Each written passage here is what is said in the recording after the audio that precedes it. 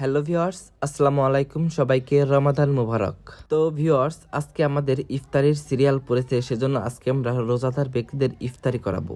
সেজন্য আমরা কিছু বাজার করে এনেছি। কি কি বাজার করলাম সেটাই আজকে আপনাদের শেয়ার করব। তো চলেন শুরু করা যাক।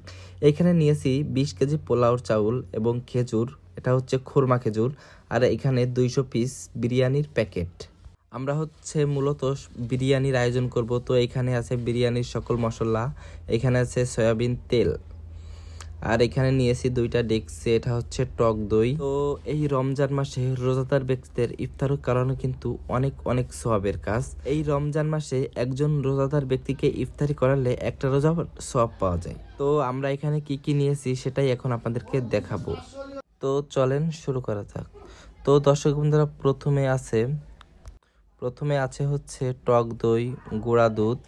তো সব কিছু তো বলা সম্ভব নয়, এখানে কিন্তু অনেক জিনিসপত্র আছে। এটা হচ্ছে এলাচ, দারচিনি, এটা হচ্ছে শাহি জিরা, এখানে কিন্তু অনেক জিনিসপত্র আছে। এটা হচ্ছে টেস্টি সল্ট, এটা হচ্ছে আলু বখরা, আর এটা হচ্ছে টমেটো সস, আর এটা হচ্ছে বিভিন্ন প্রকারের বাদাম, চীনা বাদাম, পেস্তা বাদাম, কাজু বাদাম। তো আর এখানে আছে হচ্ছে, এটা হচ্ছে ইয়ালাচ, আর এটা হচ্ছে শাহি গোলমরিচ, এখানে আরও বিভিন্ন, এটা হচ্ছে আদা।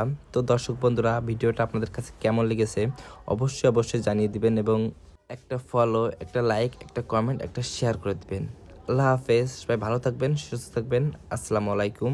আমাদের ভিডিওটা এই পর্যন্ত থেকে। এটা হচ্ছে আমাদের সকল বাজার।